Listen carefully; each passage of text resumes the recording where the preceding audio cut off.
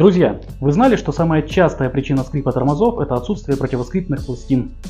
К сожалению, не каждый автолюбитель ставит их на свой автомобиль. Да что говорить, и мастера в СТО тоже не всегда это делают. А между тем, это очень важная конструктивная деталь автомобиля.